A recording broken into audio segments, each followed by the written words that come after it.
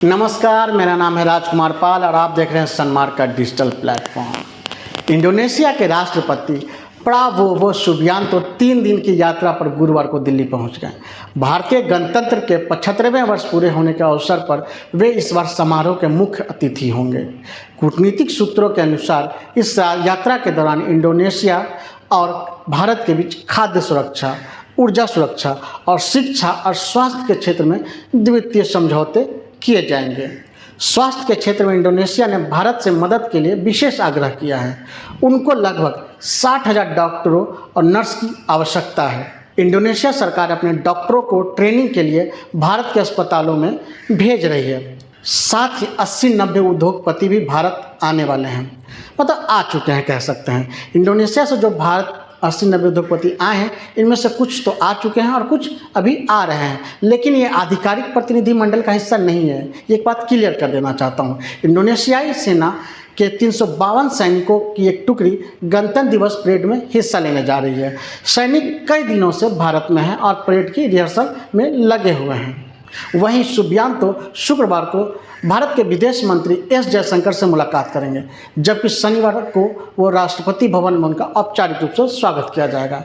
शनिवार को ही वे प्रधानमंत्री मोदी के साथ उनकी एक द्विपक्षीय वार्ता होगी और कई समझौतों पर हस्ताक्षर किए जाएंगे। साथ ही शनिवार की शाम को राष्ट्रपति और उपराष्ट्रपति से भी उनकी मुलाकात होगी। यहाँ गौर करने वाली बात यह है कि देश के पहले गणतंत्र दिवस पर भी सुकर्नो मुख्य अतिथि थे, यानी कि देश इंडोनेशिया के पहले गणतंत्र के अवसर पर 1950 में इंडोनेशिया के राष्ट्रपति सुकर्नो थे, जो मुख्य अतिथि के तौर पर भारत आए थे। और अब गणतंत्र दिवस की हीरक जयंती के अवसर पर इंडोनेशिया के राष्ट्रपति ही मुख्य अतिथि हैं। इसको लेकर अपना वो बड़ा सम्मान मानते हैं। इंडोनेशिया का मानना है कि ये मेरे लिए बड़ा सम्मान के तौर पर है।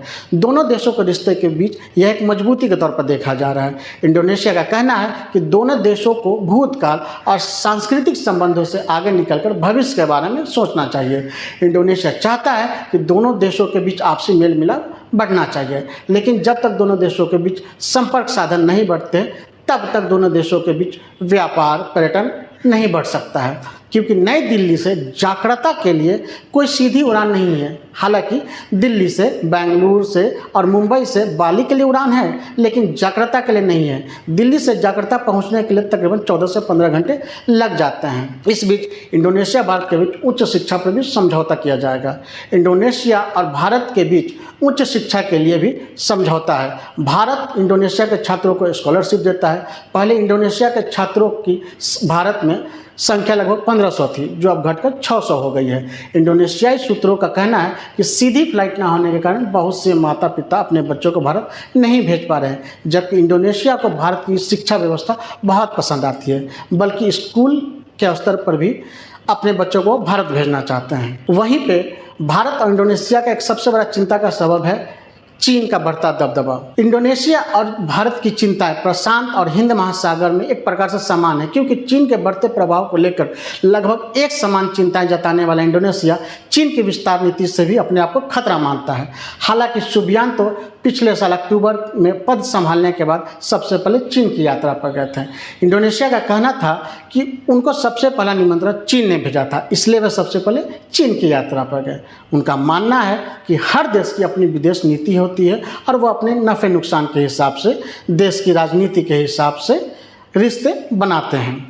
इंडोनेशिया अपनी विदेश नीति में किसी का दखल पसंद नहीं करता है, जैसा कि हर देश नहीं पसंद करते हैं। हर कीमत वो अपनी अखंडता और संप्रभुता की रक्षा करना चाहता है। वैसे भारत के साथ इंडोनेशिया का द्विपक्षीय संबंधों का इतिहास बहुत पुराना है, सदियों पुराना है।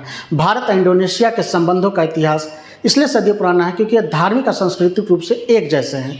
भारत के पर्यटकों के लिए इंडोनेशिया विशेष पर्यटन की नीति बनाना चाहता है। खबर है कि भारत के विवेकानंद केंद्र के साथ मिलकर पर्यटन नीति ये बनाना चाहते हैं। साथ ही भारत के बड़े मंदिरों जैसे पुरी का जगन्नाथ मंदिर, गुजरात का सोमनाथ मंदिर, केरल का गुरुवायूर और पद्मनाभ मंदिर जिस तरह से प्रबंधन करते हैं, वैसा ही प्रबंधन इंडोनेशिया के मंदिरों का भी इंडोनेशियाई सरकार करना चाहता है। इंडोनेशिया जाने वाले पर्यटकों की संख्या बहुत ज़्यादा है, यहाँ तक कि अब भारतीय इंडोनेशिया में डेस्टिनेशन वेडिंग भी करने लगे हैं। इंडोनेशिया का मानना है कि भारत उनके पर्यटन क्षेत्र की आय का सबसे बड़ा साधन है। आखिर में हमारा आपका ये वीडियो कैसा लगा हमें कमेंट करके ज़रूर बताएं। साथ ही हमें लाइक और सब्सक्राइब करना ना भूलें।